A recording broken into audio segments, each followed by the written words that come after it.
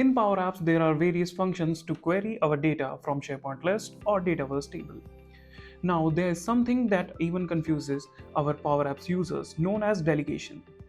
If you want to filter a huge number of records and notice some record missing or incorrect results, it is due to delegation issues. Now, how we can deal with these delegation issues? Hi, I'm Gaurav from KnowHow Academy. Delegation issues often come in our PowerApps application. Let me explain delegation with an example. Suppose you want to find a book from a library, and the librarian searched the entire library and then give you the book. That is our delegable query. And if the librarian search only one single shelf and say that he hasn't find the book, which is our non-delegable query. So this is the difference between our delegable and non-delegable queries. Now in our PowerApps application, there is a delegation limit. The default limit is 500 records, which you can increase up to 2000. But how we can deal with the records which are greater than 2000?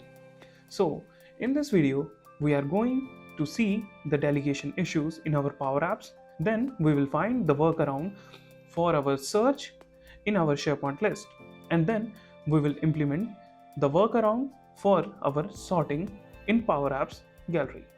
So first, before creating our application, I will go to my browser and search PowerApps Delegation. Here we will understand delegation.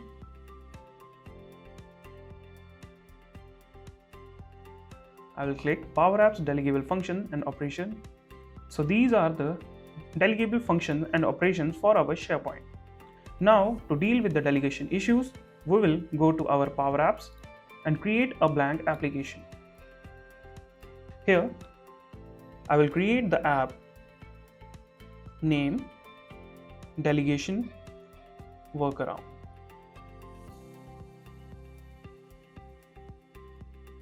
So first, in the screen 1, I will display my records from my SharePoint list. So first, I will add a rectangle on the top.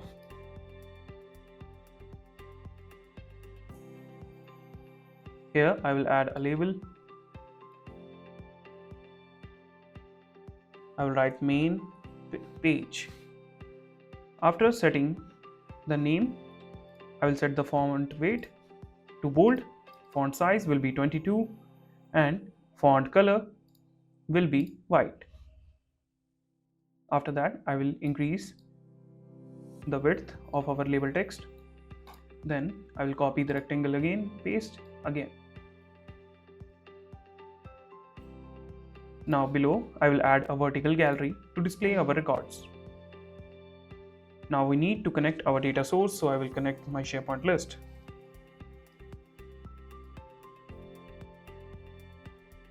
I will select my SharePoint site and my list will be appointments. So here our list is connected. As you can see right now, currently in our list we have only 4 records. But I will explain the delegation by reducing our delegation limit. So before setting the limit, I will adjust it. Here first we have our title column.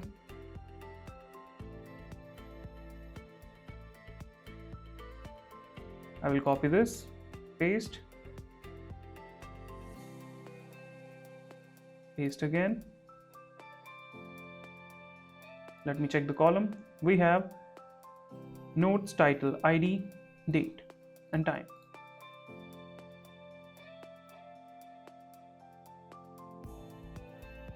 This will be our time. It's a choice type column, so dot value. After that, we will display the date. Then we have our description. Sorry, it was notes. Alright. Now we will add some labels on the top. This is our title. I will increase the font size to 16. font weight semi bold, and color will be white. After our title, we have our notes.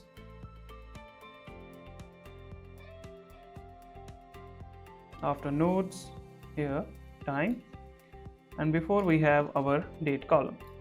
Here I will write date, and here will be our notes.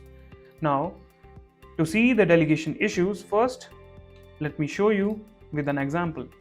Now in our gallery we will implement the delegation issues. So I will write here filter, and I will write id greater than 0. So you can see this function is non-delegable because it is showing the yellow caution. Also below the id we are getting an underline which is displaying us a message delegation warning. The highlighted part of this formula might not work correctly with column id on large data set. So to check the delegation, we can go to our settings. Here you can see the data row limit is set to 500 by default.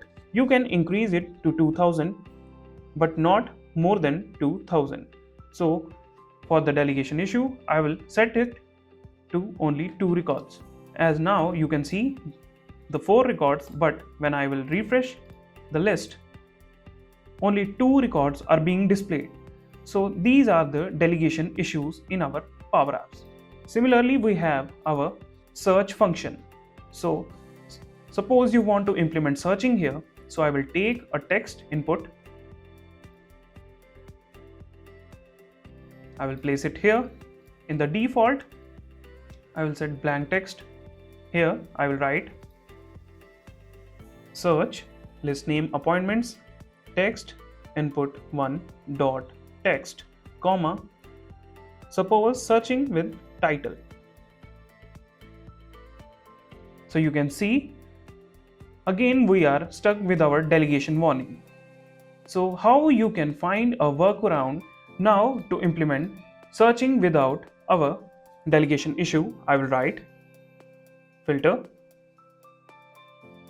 then I will write starts with my column which is title, and my input which is text, input 1 dot text, comma, I will write or is blank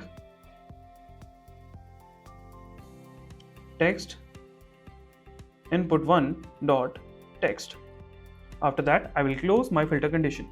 Now as you can see we are not getting any delegation warnings because our filter is a delegable function and starts with is also a delegable function. So all the records are being displayed, and here when I write add, you can see the searching is working perfectly. So this is how you can implement searching without compromising the delegation. Now we need to implement sorting. So for that we will take the sorting icons. Here I will take sort. I will paste it here.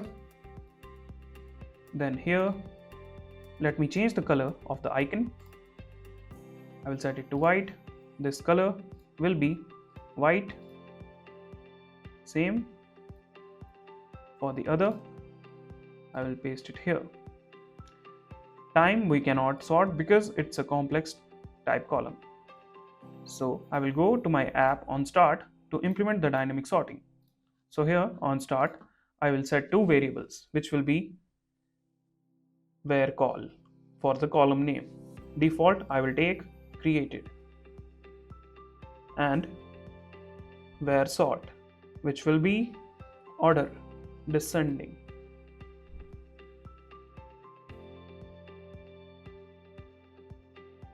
I will copy this and I will run on start to load my variables. Now I will take a reload icon. I will place it here. In the advanced section, I will paste this. Now in our icon, I will paste where call. This time it will be title, and here I will write a condition if where sort is equal to descending then set where sort to ascending, bracket close, comma, and here I will close my if. I will format the text. Now I will copy this condition, paste here. This time it will be notes. For our date, I will click paste, then write date. Now for the sorting, I will go to my gallery. In the filter, I will write sort by columns. Then our column name, which will be where call, and order will be like this: if where sort is equal to descending, then sort order will be descending, else sort order will be ascending. After formatting, you can see on the where call we are getting the delegation warning, and if I go here, you can see the delegation warning here. Now to deal with the delegation, we can simply make a nested if function. So for that, I will click enter, and here I will write if where call is equal to created, comma, where call is equal to title, then comma, I will copy the sort by columns condition, paste here. Instead of where call, I will write title. Here I will write created. So after that, I will click on format, and similarly I will copy the conditions again for our notes and date. I will copy here, click and paste. Here I will write notes. Below will be notes. Alright, notes is a non-delegable. So instead of notes, I will take our date and click on format.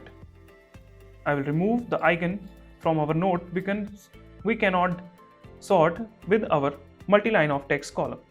So I will click on preview.